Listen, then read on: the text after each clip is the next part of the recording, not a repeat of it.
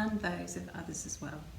So imagine in your mind's eye, Pierre is giving a presentation to 30 colleagues.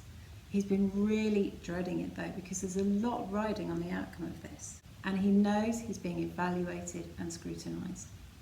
Pierre has always been terrified of speaking in public. He's tried it before and he's always made a hash of it, or so he thought. And just as he expected, he's messed up several parts of this one as well. However, when it comes out, Mohammed, who he thought would be waiting to gloat over his mistakes, actually says, "Well done, mate, that was brilliant." He expected Sarah and Jeanette would be really excited for him. But oddly, although Jeanette is really encouraging, Sarah doesn't really say much at all, and she seems quite distant. Pierre is disappointed in her. How could she let him down like this when he really needed support from his friends? He will know not to trust her again. Pierre's mind keeps going back and working away at the bits of the presentation that he thought he's messed up on. But when discussing it later with Shazia, he finds that all of what he thought were the worst parts, she hadn't even noticed.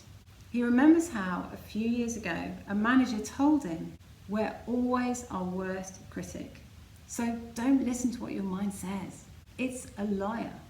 Your mind isn't even concerned with the truth, actually. It just wants to keep you safe and get you to not put yourself out there. So it'll tell you whatever it can to put you off. Pierre, recognising that trying to dwell on his mistakes like that is just his mind doing exactly what his manager was talking about. So what does all of this have to do with emotional intelligence?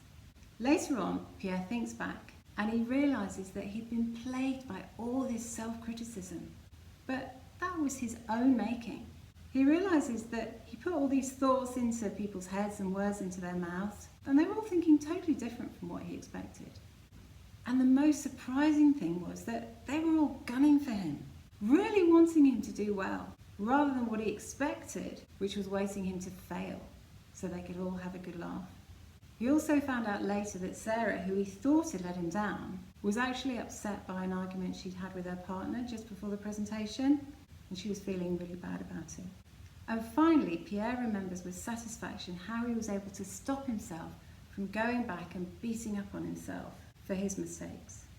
Instead, he realised in time that it was a trick of his mind, and he remembered instead to congratulate himself for trying rather than beating himself up like he always used to. This time, rather than dreading it, he's actually looking forward to the next presentation. Thanks so much for watching. Please subscribe for loads more emotional intelligence tips and benefits. Also, do put in the comments below any scenarios or situations that are going on for you to find out how emotional intelligence can make a difference to those as well. See you again soon. Bye for now.